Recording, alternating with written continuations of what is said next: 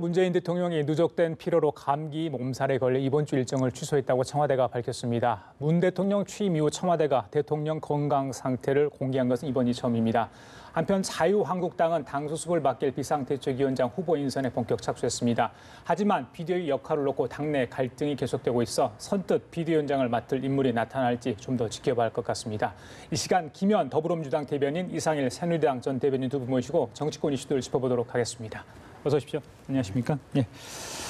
자, 방금 전 저희 청와대 출입 기자가 전했습니다만은 문재인 대통령이 몸살 감기로 오늘 또 내일 이렇게 이틀 연가를 냈습니다. 이번 주 있었던 주요한 일정들, 공식 일정들 다 취소 연기 뛰는 상황인데 글쎄요, 대통령의 건강 상태 굉장히 중요한 얘기죠. 근데 지금 한 6개월인가요? 쉼없이 달려온 외교 일정이 가장 큰 원인이 아닌가 싶어요. 어떻게 보세요, 선생님? 그러니까 이번 1월 1일 그 김정은 위원장의 신년사로 남북관계 물꼬가 트이고 그다음에 평화올림픽 그리고 4.27 남북 선언 합의문 이끌어낸 판문점 선언 그 1차 남북 정상회담 그리고 그 이어서 일본 방문 그리고 그 2차 남북 정상회담이 또 5월 26일 날 그 정말 정광석화처럼 일어났던 남북 정상회담이 있고 그다음에 1박 4일 미국 순방 그다음에 이번에 2박 4일 동안의 러시아 순방 그다음에 축구 관람 등 사실은 초인적인 일정으로 그 이제 달려오신 건데 예, 몸살 저희가 그래도 대통령보다 연배가 좀 아래잖아요. 그래도 힘든데 대통령님 건강 쾌유를 기원합니다. 예, 아유, 뭐라 알겠습니다. 말씀을 드릴 수가 없습니다. 예. 자, 틈틈이 산행도 하시고 건강 관리를 좀 잘 하시는 걸로 저희들이 알고 있었는데 워낙 무리한 일정을 소화하다 보니까 그런 것 같습니다. 그런데 일부에서는 이게 이제 갑자기 또 예고된 일정을 취소하니까 제 3차 뭐 남북 정상회담 아니냐 뭐 이런 이야기까지 나왔던 것 같습니다.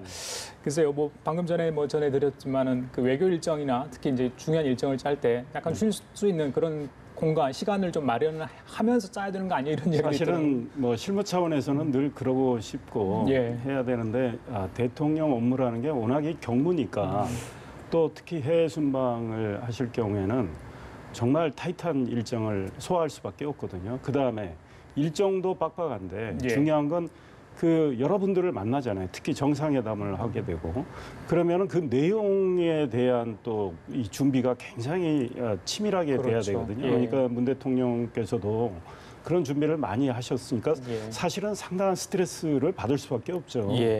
그런데 지금 미국 다녀오시고 또 러시아 다녀오시고 했기 때문에 뭐 우리 김현 대변인 말씀하셨지만 사실 젊은 사람도 굉장히 힘들어하는 그런 일정이었기 때문에 청와대가 저는 어제 중요한 여러 대통령의 일정이 취소되고 많은 추측들이 나오니까 대통령의 이 건강 상태에 대해서 사실 2급 비밀로 취급되고 있지만 국민들한테 설명한 건 저는 잘했다고 생각을 합니다. 그래서 대통령께서 빨리 쉬시면서 건강 회복하고 여러 가지 앞으로도 뭐 계속 중요한 일들을 처리해야 되는데 빨리 회복을 하셨으면 좋겠다 이런 생각입니다.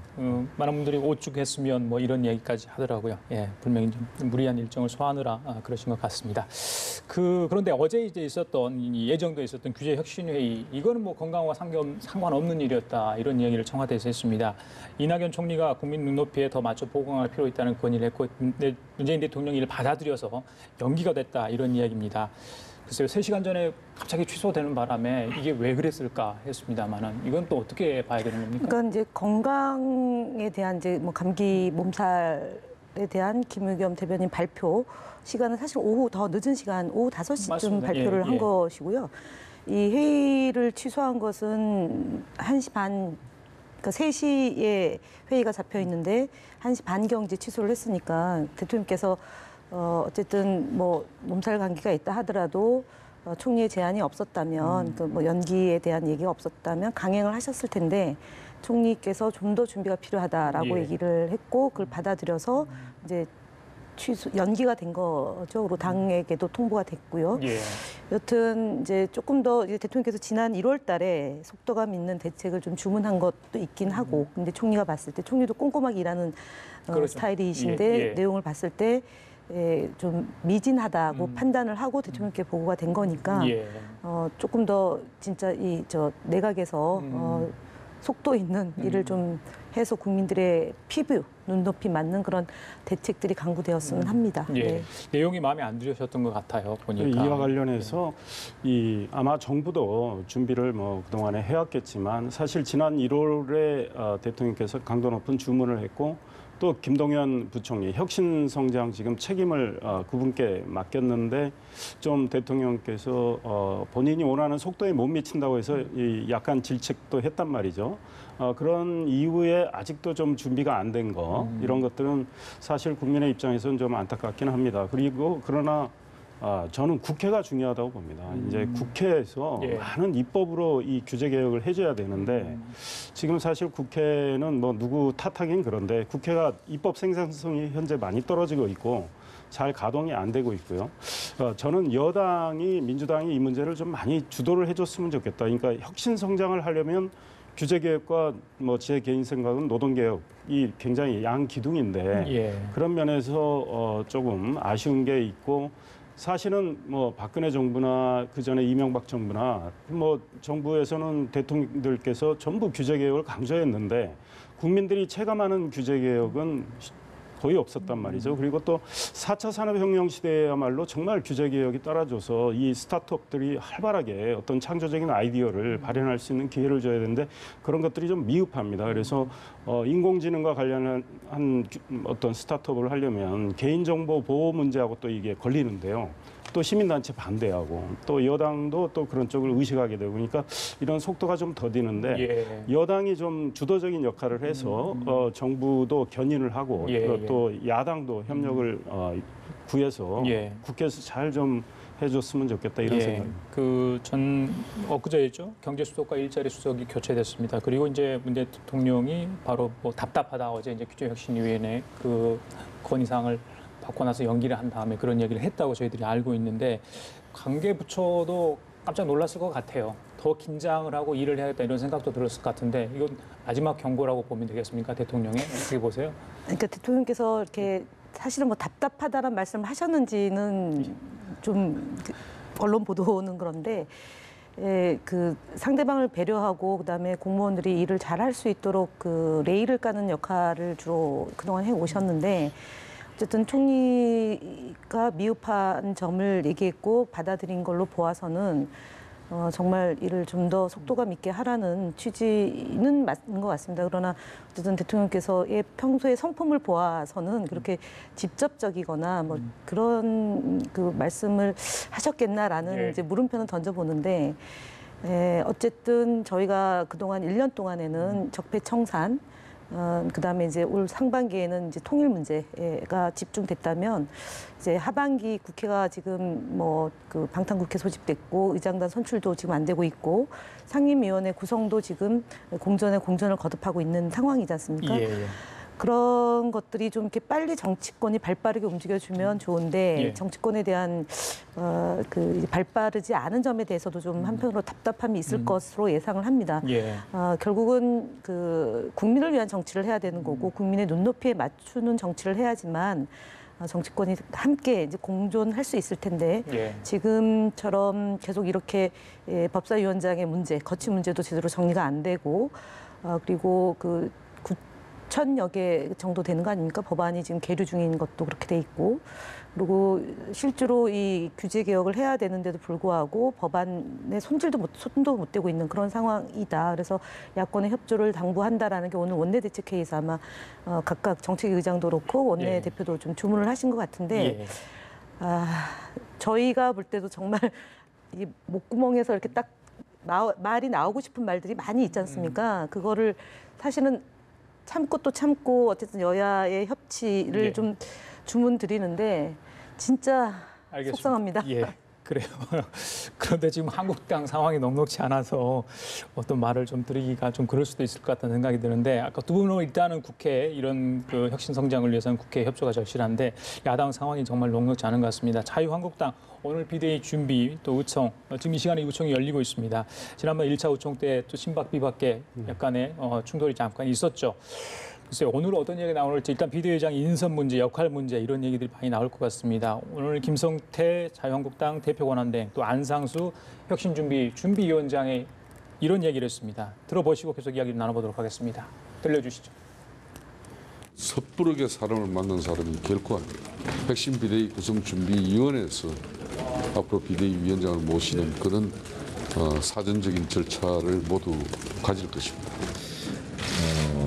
뭐 누가 지금 뭐 대상이냐, 누구를 만났느냐, 누구는 한다는데 누구는 뭐 사양을 했다, 뭐 이런 식의 말씀들 혹은 보도가 있는 것 같습니다만 뭐 그런 얘기들은 거의 다 사실이 아닙니다. 그런 분들을 중심으로 뭐 내주 중에나 그런 인물들이 대상이 떠올 수도 있지 않겠나 이렇게 기대를 해봅니다. 예, 자 이든 대변인, 한국당 상황 좀 듣고 계시죠? 네, 지금 분위기 어떻답니까? 지금, 네. 지금 거기는 굉장히 복잡합니다. 그러니까 오늘 의원총회가 열리는데 이미 두 차례 의원총회가 열렸는데 사실은 언론에 다 보도됐지만 서로 지방선거와 관련해서 참패와 관련한 책임을 내탓 공방만 한 거 아니겠습니까?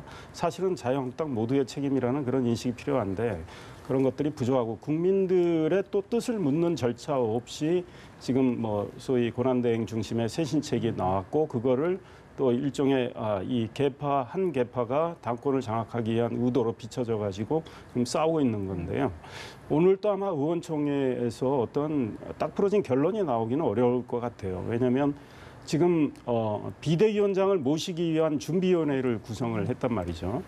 그런데 그러면 그 비대위원장과 비대위원들이 앞으로 얼마 동안 어떤 권한을 가지고 어떤 일을 할 건가에 대한 그 기능에 대한 소위 말해서 의원들의 어떤 집합된 의견이 도출이 돼야 되는데 지금 서로 불신하고 있단 말이죠. 친박, 비박 또는 뭐 소위 탄핵 찬성파들이 나갔다가 또 오신 분들이 있기 때문에 그 복당파들의 그분들과 또 친박 핵심들 이러니까 아마 비대위의 역할에 대해서 또 비대위원장 권한에 대해서 또 그 기간에 대해서 공통된 어떤 집합적인 의견을 만들기가 쉽지 않아 보여요. 예.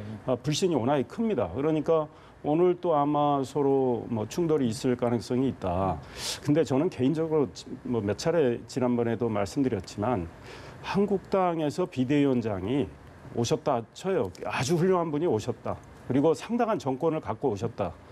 근데 지금의 인적 구성은 달라지질 않습니다. 그런데 과거에 홍준표 대표 시절에 당대표 권한이 셌습니다. 그래서 홍 대표가 공천을 사실 본인 마음대로 한 데가 많습니다. 그럼에도 불구하고 친박 핵심 중진 의원 제명하겠다고 해놓고 제명도 못했어요.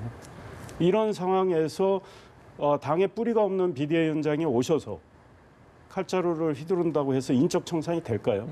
저는 자유한국당이 저럴수록 국민들로부터 멀어진다 이런 생각을 하고요. 예.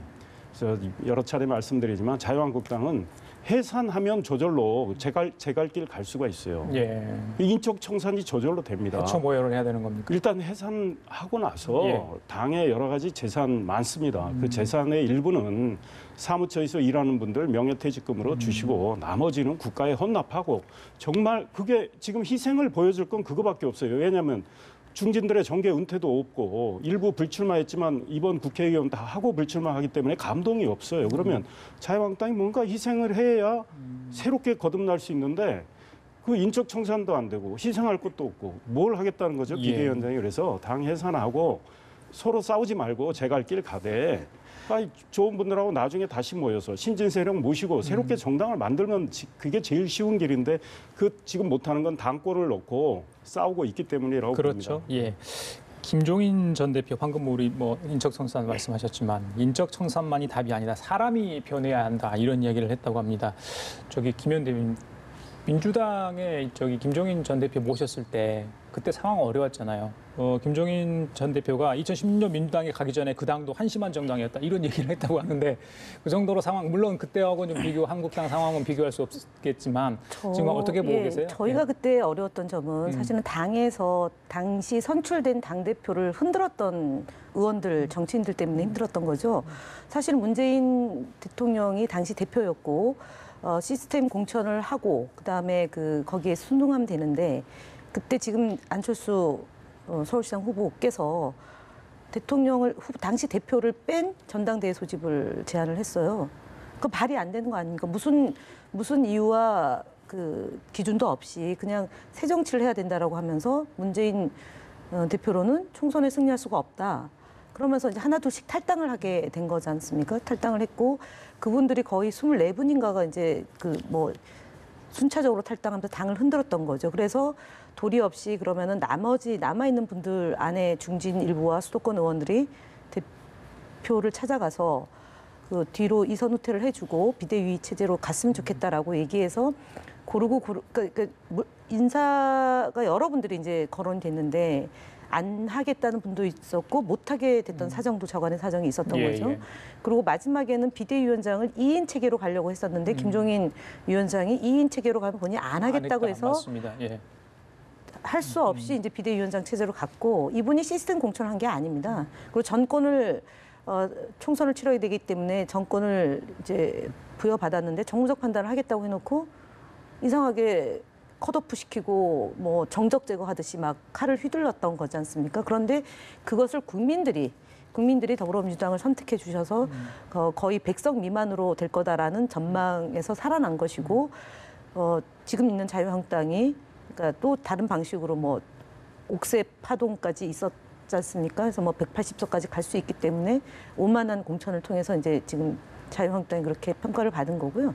지금 비대위원장이 뭐 김종인 위원장이 당시에 잘했냐 못했냐라는 얘기는 이미 평가가 있었던 것이고요. 그 이후에 이분이 또 나갔고 그리고 또 의원직도 이제 본인 스스로 내려놓고 지금 이제 다시 이제 자유한국당의 무슨 비대위원장으로 거론되고 있다고 하는데 이분이 얘기하는 인적 청산만 답이 아니라 사람이 변해야 한다라고 얘기한 것은 자신에게 물어보고 자신이 답해야 될 내용이라고 생각합니다. 저희 더불어민주당은 이분 때문에 매우 힘들었던 시기가 있었고 저는 뭐 개인적으로 이분에 의해서 뭐 이분이 계실 때 뭐 정적인 그 제가 탄압받았던 것을 제대로 이제 평가를 못 받았던 것도 있기 알겠습니다. 때문에 그 민주당의 내부 사정이 분명히 있었던 것 같고요. 제가 좀 말씀드리면 그 인적 청산보다 중요한 거 사람이 변하면 된다. 그런데 사실 안 변하기 때문에 문제입니다. 그러니까 안 변하기 때문에 청산이라도 해야 되는데 자유한국당 보면 국민들이 저 변한다고 지금 느끼고 있겠습니까? 그래서 변할 수가 없다고 봐요. 전 그 인적 구성으로 같이 변해야 되거든요. 그런데 워낙에 불신이 큰데 같이 변할 수가 없어요. 그러니까 더 이상 싸우지 말고 그냥 제 갈 길 가라는 거고요. 그리고 또 김종인 당시 2016년 민주당 비대위원장 체제 때는 그 소위 말해서 당의 가장 영향력이 큰 문재인 대표가 또 적극 뒷받침을 해줬어요. 그리고 또 공천 과정에서 뭐 사실은 뭐 칼자루를 많이 휘두르신 거로 이제 말씀하셨지만 그러나 이제 국민들이 보기에는 뭔가 이게 인적 청산하면서 개혁을 하는구나 이런 느낌이 또 있었단 말이죠. 그런데 지금은 그 김종인 비대위원장이 뭐 자유한국당 비대위원장 맡을 가능성은 저는 제로라고 보지만 그분이 오셔도 저 당내 구조로는 안 됩니다. 누가 뒷받침해 줄 수가 없고 지금 한쪽에서 모신다니까 한쪽은 불신하고 있는 이런 상황이기 때문에 자유한국당은 굉장히 표류할 거다 이런 생각이 듭니다. 그리고 하나만 덧붙이면 사실은 지금 뭐 내년에 내지는 뭐 총선이 내년에 있다면은 무슨 총선에 영향력을 행사하는 비대위원장을 만들어서 내부적인 자정 능력을 갖는 뭐 체제를 구축하겠다고 하는 건데 사실은 총선 2020년이거든요. 한참 남아 있어요. 그래서 이 비대위원장이 그것을 행사할 수 있는 시간과 역량이 아니다. 근데 너무 지금 다음 총선에 개혁할 수 있는 분을 모셔서 당내 이런 복잡한 문제를 해결할 수 있는 것처럼 얘기하는 것도 사실은 문제의 본질을 회피하고 공천권 행사하려면 당구도 좀 바꿔야 돼요. 지금 그러니까 지금 해봐야 또 다른 지도부가 들어서면 그 지도부에서 바뀌거든요. 그래서 지금 비대위원장의 몫은 그야말로 이 야당과 여당이 국회에서 얼마나 잘 협력을 이끌어내서 의장단 선출하고 상임위원장 선출하느냐의 문제인 거지 당내 문제를 이상한 방향으로 지금 진단해가지고 국회를 공전시키고 있는 것이 아닌가 싶습니다. 알겠습니다. 자유한국당 이분 얘기만 잠깐 하고 다른 이야기로 넘어갈게요. 홍준표 전 대표 페이스북에 조지훈의 시인 낙화를 올렸습니다. 패북 정체를 끝내고 일상으로 돌아가겠다. 다음 달 11일 날 미국으로 떠난다고 합니다. 뭐 자서전 출간도 준비 중이라 하는데 글쎄요. 예전에도 한번 그랬습니다만 미국 갔다 와서 뭐 이렇게 도전하는 당권 도전을 하지 않았습니까? 재계의 발판 시기를 다시 노리고 있는 거 아닌가? 뭐 이런 의견이 본인으로서야 정치적인 꿈을 계속 가꾸시겠지만 저는 불가능하다고 봅니다. 불가능하다. 이미 당내에서도 뭐 홍준표 대표가 당권을 세게 갖고 있을 때는 뭐 눈치 보느라고 따르는 분들이 있었지만 이번 지방선거 결과 이런 성적표를 받아들였는데 물론 그 성적표가 홍준표 대표의 온전히 책임이라고 할 수는 없습니다. 같이 책임져야 되지만 홍준표 대표의 여러 가지 그 언행으로 인해서 또 많은 자유한국당이 많은 손해를 봤다고 생각하는 분들이 많기 때문에 홍준표 대표를 다시 자유한국당 내에서 모신다? 제가 보기엔 불가능하고요. 모신다 하더라도 국민이 그 당과 그 당의 홍준표 대표를 다시 신임할까? 저는 제로라고 생각합니다. 홍준표 대표는 사실상 말씀으로는 정계 은퇴를 선언하지 않았지만 정계 은퇴 사실상 한 셈이 아닌가. 그리고 뭐 낙화 조지훈 선생의 시지만 꽃이 지기로서니 바람을 탓하랴 이렇게 돼 있죠. 그러니까 사실 뭐 남 탓하지 않고 내 탓이다 뭐 이런 말씀인데 옛날에 박지원 의원이 구속될 때 또 그 시를 읊은 적이 있어요. 그러나 본심은 정말 자기 탓을 하고 있는지는 모르겠습니다. 다만 그 시의 맨 끝에 꽃이 지는 아침은 울고 싶어라가 있습니다. 정말 홍 대표 심정은 울고 싶어라 이거 아닌가 싶어요. 알겠습니다. 자, 우리 김 대변인께 이거 질문 좀 드릴게요. 그 부산, 울산, 경남시장 또 경남지사 당선인들이 저기 신공항 있잖아요. 그 문제를 다시 이제 꺼냈어요. 글쎄요, 민주당의 이제 당선인들인데 이 TK와 PK의 굉장히 갈등 요인이 아니었습니까? 2016년에 대부분 마무리된 걸로 알았는데 이게 다시 지금 문제 제기를 하는 바람에 좀 힘든 상황이 되지 않느냐. 한국당에서도 이게 지역 감정 얘기를 하고 있는 것 같아요. 지역 갈등을 주장하는 그 부분으로 이야기를 하고 있습니다만은.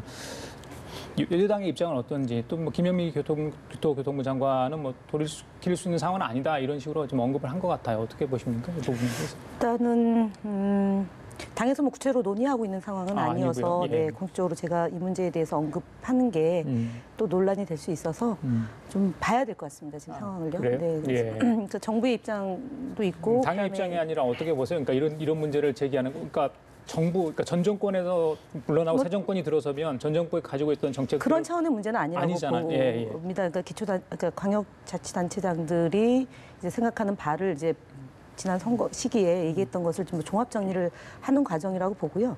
정부는 또 정부대로 입장이 있고 당이 이 문제에 대해서 얘기하는 것은 지금은 좀 안 맞다라고 봅니다. 그래요. 근데 이 문제는 계속 놔두면 논란이 증폭이 되고 또 지역 갈등 요인이 됩니다. 그래서 정리는 해줘야 된다.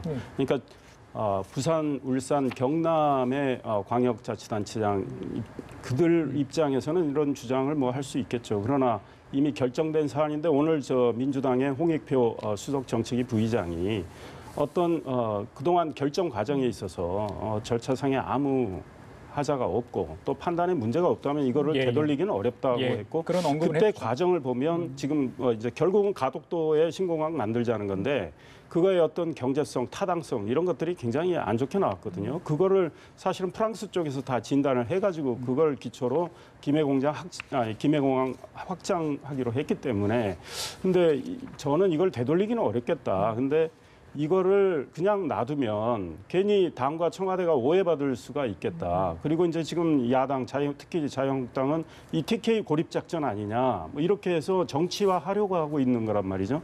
그러면 소위 말해서 쓸모없는 지역 갈등이 유발이 될 수 있다. 그래서 정리는 좀 빨리 해야 되겠다 이런 생각입니다. 그래요. 알겠습니다. 자, 지금까지 김현 더불어민주당 대변인 이상일 전 새누리당 전 대변인과 함께 얘기 나눠봤습니다. 말씀 감사합니다. 예.